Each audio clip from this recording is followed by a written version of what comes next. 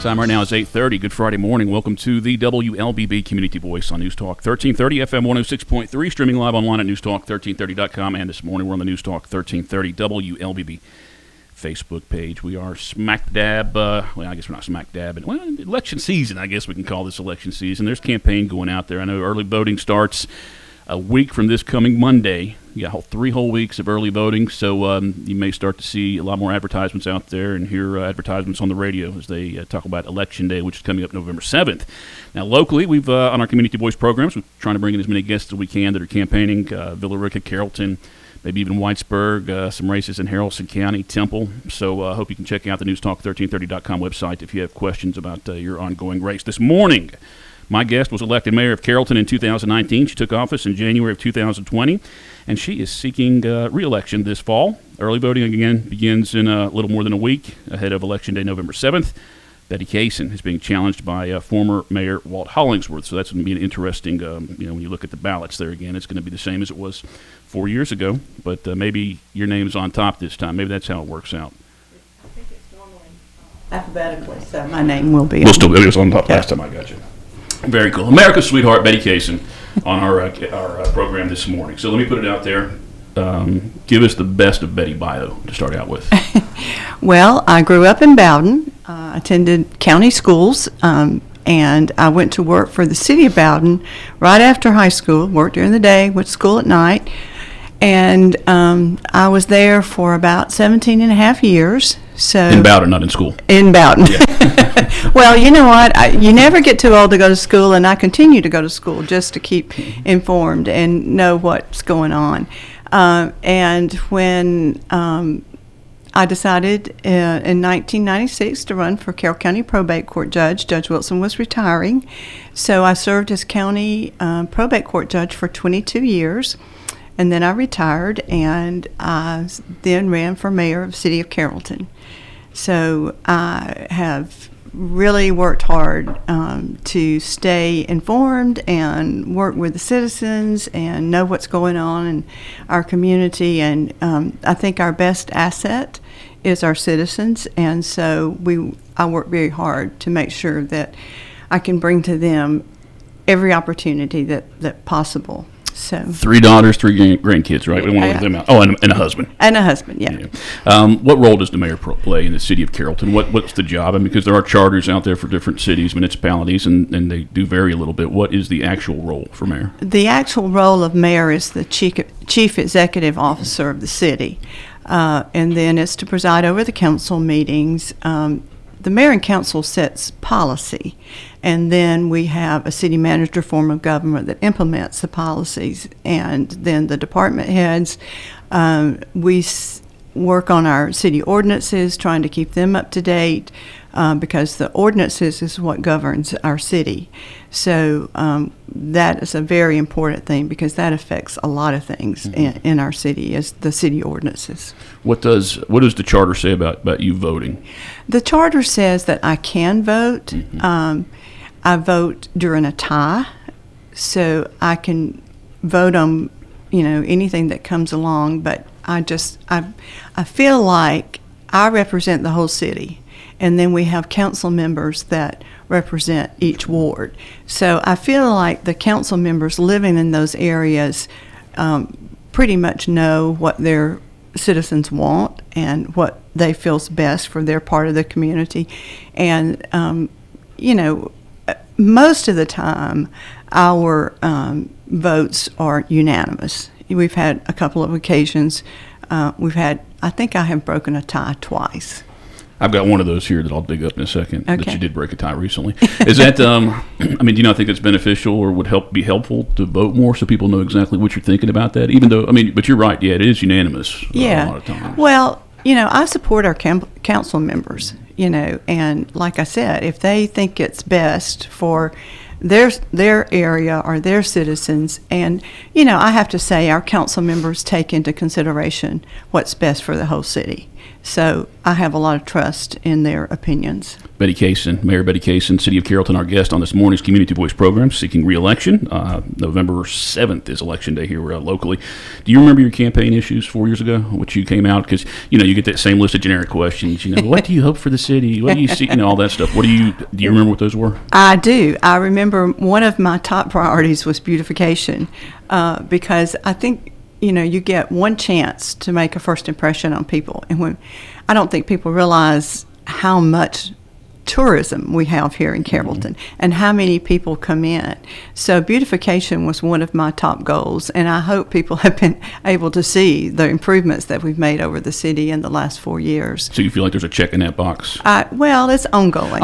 There's something that you can but I maintain do feel that we have made great strides in improving our beautification. So are there the things that maybe that you've learned, not to say you didn't know what was going on in politics, but things that you had learned about the city of Carrollton that you may not have expected, or maybe your opinion was changed in the last 4 years? Well, housing, homelessness, affordable housing, those issues were not as prevalent when I took office as they are now. And I think that has contributed to several things. One thing is COVID. When COVID hit, people weren't able to work, and a lot of people lost their houses. A lot of people weren't able to pay their rent, and we have people who have found out that they can work from anywhere. So they have moved here because of the cost of living and affordability. And so I think that is one thing that, 2.5 months in office, I got hit with a pandemic, and that's one thing that I can't remember any mayor having to go through. Yeah. Prior anyway. Yeah. Well, you brought up COVID. How much COVID money did Carrollton end up receiving from the federal government? It's hard to say how much we received. I know it was right at $10 million, and then we got reimbursed for some first responder salaries that were had to go out and do extra things, and just trying to keep people working overtime and that kind of thing. So we did get reimbursed for some of those salaries. With the $10 million, where did that go? What things? Because I know there were stipulations on what you could use, and I hate to see that when they say, "Well, you got to spend it by this time, or you lose it." When they say that, do you feel like you're forced to spend that money, or do you feel okay giving it back? It's not going to put a big decrease in the overspending on the federal level, but. Right. Well, a lot of it was used for COVID supplies, reimbursing the city for COVID supplies that we, gave out.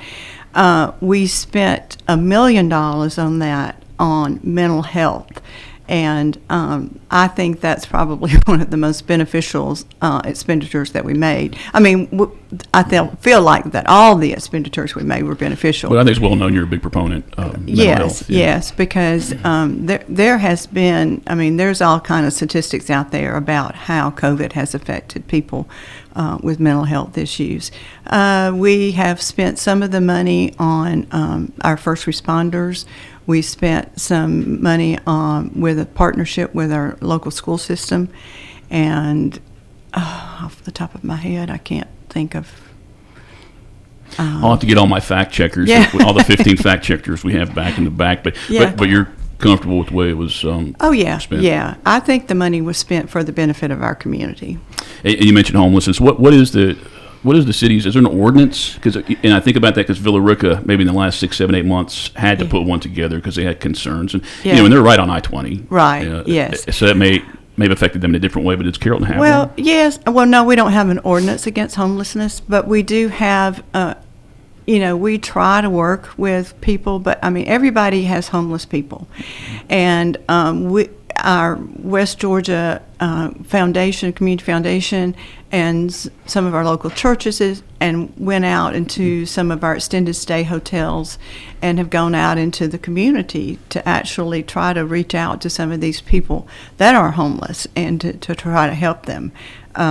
You see a lot of it in the extended stay hotels, but in finding some of these extended hotel people are citizens, not people, but a lot of it is some of them are just happy with Content where to they're do it, living. yeah. Very content with where they live and what they do. So, who are we to say that this is not the lifestyle they want to choose? But on the other hand, we have a lot of our nonprofits who try to help these people. And a lot of these people are suffering from mental illness, and a lot of these people have substance abuse issues. So we have worked really hard to try to help as many of those people as we can. Well, you were part of that, the group that did the survey, I guess, with the West Georgia Foundation. Yeah, that went, checking out all the extended stays. Can they vote? Can they consider that a permanent residence to where they can vote in Carrollton? I'm not sure about that.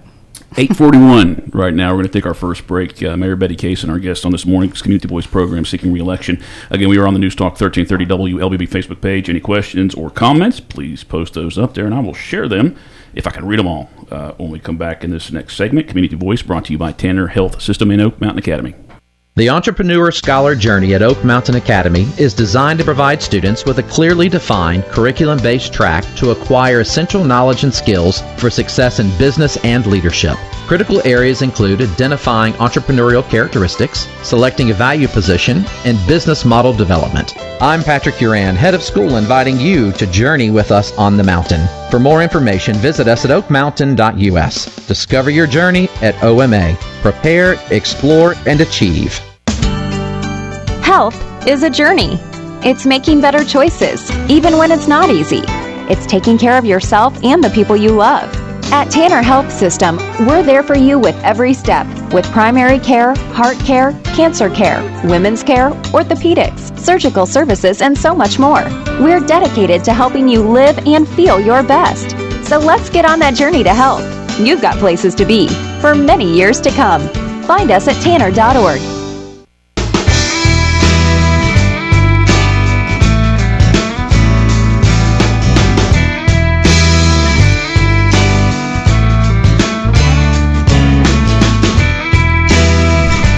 8:43, welcome back to the WLBB Community Voice program. My name is Colin Worthington. My guest this morning, Betty Cason, Mayor Betty Cason from the city of Carrollton, seeking re-election. Election day is on November 7th. Again, I encouraged you to go to the News Talk 1330 WLBB Facebook page, post any comments or questions during the show. I mean, right now it's 8:43. I know a lot of people like to post stuff after the show, maybe not realizing it's not live anymore. But yeah, get something on there, and I'll make sure that I share it with our guest. So far, a gentleman named Dan Dixon, and he's got hashtag Bring Betty Back. So, share it with us this morning. Otherwise, you're stuck with my questions, Carrollton. All right, Betty, let me bring this one out. Okay. All right. September 1st, Governor Kemp and members of Georgia General Assembly, you were part of a group of mayors, at least from what I see, there's 4, 5, 6, 7, 8, 9, that sent a letter to Kemp and Georgia General Assembly and suggesting that we seek continued enhancement of behavioral health supports and funding, a level playing field for background checks that include all purchases or transfers, and we're talking about guns. And I can go through all this, but I think some people were, offended. People who were, not that everybody's not pro Second Amendment, but I think some people were offended like that and felt betrayed or something. But what was behind this letter? What was behind that letter was the fact of not gun control, but keeping guns out of the hands of criminals and gun violence. I mean, when you turn on the news every day, you hear about someone being killed. And these are our children. These are our family members that maybe have no involvement with the people that are shooting. I mean, innocent people are getting killed every day. And that is what we're talking about when we're talking about gun violence. I am not against anybody having a gun as long as they are legal. And I mean, I grew up sleeping under my dad's shotgun, okay? I've always been around guns. My husband's a hunter. My husband has a gun. I don't have a problem with people having a gun to protect themselves, but I do have a problem with the criminals having guns. Mm-hmm. And, whether... And I know people take that the wrong way, but it's just one of those things. I mean, when people talk about, guns, I want to say, look at Rob Holloway, one of our best of the best, out trying to protect our citizens. And look what happened to him. Now, and those people that were involved with that were not law-abiding citizens, okay? They were out to destroy our citizens. They were out to destroy people. Clearly had no care in the world. None whatsoever. No appreciation for life. No appreciation for my children, my grandchildren, your children, anybody's grandchildren. I mean, just think of how many people could have been killed that day because of a gunfight. And I mean, this is the kind of things that when we sent this letter to Governor Kemp that we were talking about. We're not talking about, teaching your child gun safety. We're not talking about you going hunting. We're not talking about you having a gun in your house for protection. We're talking about crime. We're talking about innocent people being killed every day. Did you get a lot of feedback on that? I really haven't. I didn't even know there was. To be honest, I didn't know until about a month ago. Yeah. So. I'm sure there are some people offended by it, and they think that, I'm for taking away their rights to gun. And that's not true. I mean, I was the probate court judge for 22 years. Mm-hmm. I issued thousands of gun permits. And what this does is it makes sure, well, we tried to make sure that the wrong people didn't have guns. I mean, if they were criminals. And the other thing is I know sometimes people get things on their criminal history. I helped so many people clean up their criminal history because when employers, and I won't ever forget this young man, I felt so sorry for him. When I got his background check and was going over it, and there was a charge on there. And so, of course, I called him in because it would have prevented him from getting his gun permit. And he said, Judge Cason, he said, you just don't know how much. He said, that was dismissed and should have been taken off my criminal history. And he said, that explains to me. He was a college graduate, okay? He said, that explains to me why I have missed out on jobs. He said, I have been... So he didn't know about it before? No, he didn't have any idea that was not taken off his criminal history. So, he said, I would be the top 3 applicants. And he said, and I would be very qualified and not get the job. And he said, now, this is explaining why I didn't. So we would get those records expunged. And our local police department and DA's office and solicitor's office are working to help people get their criminal histories cleaned up. You did bring up guns. This reminds me of a situation that we had in downtown Carrollton, July of last year, I believe. Time right now is 8:48, by the way. This is the first segment of the story I'd written. Probably read about 5 different ones on it, but I'm going to say this is either July or August of last year. Carrollton Mayor Betty Cason tells WLBB Radio that city officials plan to meet with local restaurant owners in the coming days to discuss protocols for their employees to follow when faced with similar activity that occurred prior to the fatal shooting of an 18-year-old Carroll County woman early Saturday. You'll recall that shooting last year and shook us all locally, and it was a national story as well. So you did have that meeting. Oh, yes, we did. Protocol. Yes.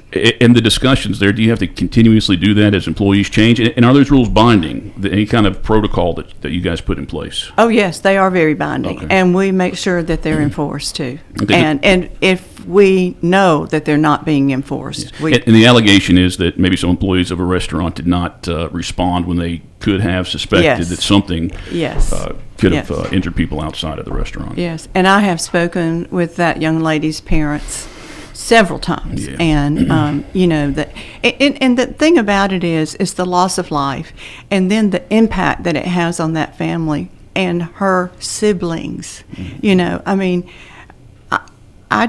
I mean, it just breaks my heart. And how do you tell somebody that a beautiful young had her whole life in front of her, was enrolled at the University of West Georgia, was a model student at Mount Sinai High School.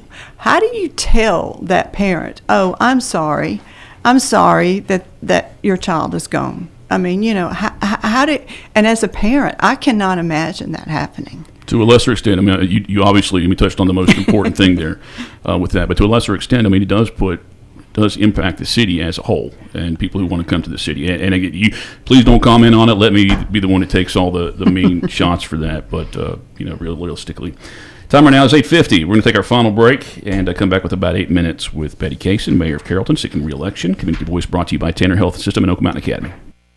Oak Mountain Academy is an innovative school of academic excellence celebrating a 61-year legacy. I'm Patrick Uran, head of school, inviting you to join us for our annual Fall Festival. On Friday, October 27th at 3:30 p.m., join us at the OMA Gym for food, fun, and fellowship. Costume, games, raffles, and competitions are just a few of our Fall Festival exciting activities. For more information, visit us at oakmountain.us. Discover your journey at OMA. Prepare, explore, and achieve.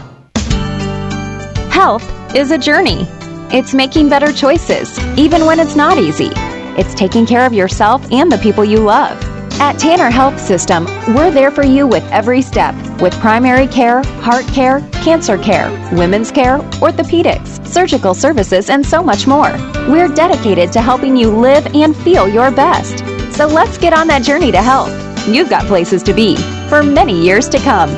Find us at tanner.org.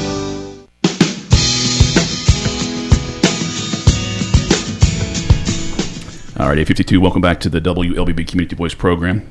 My guest this morning is Betty Cason, Mayor of Carrollton. Christy Chastain checking in. She says she loves that E major card holder on my cell phone. Thanks to Josh. Josh and his wife got that for me, so thank you, Christy. Again, wrapping up our program here with Betty Cason. We had mentioned one of the times you did vote and had to break a tie Yes. for the city of Carrollton. This seems like it's going to be a pretty big project. I'm going to read the story again. Carrollton Mayor Betty Cason this week breaking the tie among city council members, resulting in the city approving an annexation and rezoning request from Culpeper Development, which would allow the group to take another step towards building a 330-unit apartment complex beside 20 acres of commercial outparcels on the east side of Highway 166 bypass near the intersection with Cedar Street. That was tied. Council was tied on allowing this project. What were the concerns, and then why did you end up favoring that? Well, Colin, when you say the word apartment, everybody goes back to the 1960s and 70s and thinks about how apartments look and what they were. And then also, not in my backyard. We all deal with that. But this is something that we have worked very diligently on. We have brought in consultants to tell us about housing trends and how housing trends are changing. Mm-hmm. Everybody, we've got the baby boomers. We've got and I can't remember all these acronyms, but your young families. And then you've got your Generation X, and now they've come up with a Generation Z or, whatever. But, people are retiring and they don't want the 3,000 square foot house anymore, according to statistics. And then you've got a small group of your young families that still want a neighborhood house and a place for their children to play, and that's fine. And then you have the Generation X and Z and G and whatever else that are our young professionals, and they want housing that they can come in and enjoy their day after they've worked hard all day, have the amenities, be able to not have a yard to keep up because on the weekends they're ready to go and do and play. And even our baby boomers, on the weekends now, go out to our athletic fields and see who you see there. Playing pickleball. Yeah, well, that you play in pickleball, but they're supporting their grandchildren. And because of people able to travel now and do things that, a lot of people used to were not able, we have to stay abreast of what people need or what people want. And that's one reason this was an ideal location, I felt. Now, it's south, could be south, or I'm sorry, north of the bypass. Yes, it's north of the bypass. It doesn't really back up to large residential areas. It's pretty much open land right now. Is it attached to the cross? I'm sorry? Is it attached to the cross then? Is that what it is? It's that big cross up there at the corner of Bankhead? No. Okay, because no. Cedar Street's involved, but it's well, Cedar Cedar Street runs into the bypass. Right. Okay, so it's across the bypass Okay. from Cedar Street. Okay, and the other part that I looked at was the fact that it is on the bypass, and it's on Highway 61, and both of those are 4-lane highways. So getting people in and out would be much easier than if we put somebody over, on one of the other Like streets. the one near Central High School Yes, that you yes. guys did turn down. Right, we did turn that one down because you've got high school, you've got school activities, you've got, the hub of a lot of our retail is there, and getting people in and out. I mean, you think about 300 apartments, you think about that's 600 cars or more, and getting those people to where they need to go. And the other good part about that is that there was retail with that, so it was a mixed use development. So we would be bringing in new restaurants, the possibility of a new grocery store, and so that would alleviate some of the traffic issues maybe that we're having other places, because we have. We don't think. I don't consider that anyway. When you do that, you are kind of pulling. Yeah. And then these people that do work out of town, which we are very blessed here because we have the highest retention rate of employees that live in Carroll County and in the city of Carrollton. I got about 3 minutes, Betty. I don't know what question I want to ask you, just because you could elaborate on it a lot. Let me ask you this one, okay? Decision to put on hold recyclables about 1.5 years ago, and I believe that was based on the fact that need employees, and that maybe it was kind of putting a little budget in the red. But I would say for some people, recyclables, it's worth it in the end to lose a little bit, when you're thinking about the world as a whole. That's exactly right. It had nothing to do with the cost of recycling. Okay. What it had to do with, after COVID, we could not get employees, and we're not unique. It's nationwide. You ride around anywhere and you see we're hiring. So we were down about 14 people at that time in our public works, which that's where our sanitation falls under. So we had to make a choice. Do you not want your garbage picked up? Do you not want your debris picked up? What is one of those things that we could, where there's other resources for people to be able to recycle? And it has nothing to do with the cost. It was the simple fact that we didn't have enough employees, and we made a decision that is one of the services that we could cut for now, and people still had the facilities to go and take their recycles to. 8:59 right now. Do you have any events coming up, or do you want to promote a website, Facebook page, or anything? I just want people to go vote on November Wouldn't that be nice? 7th. How many people are registered to vote in Carrollton? Colin, I don't really know. Let's say at least 10,000.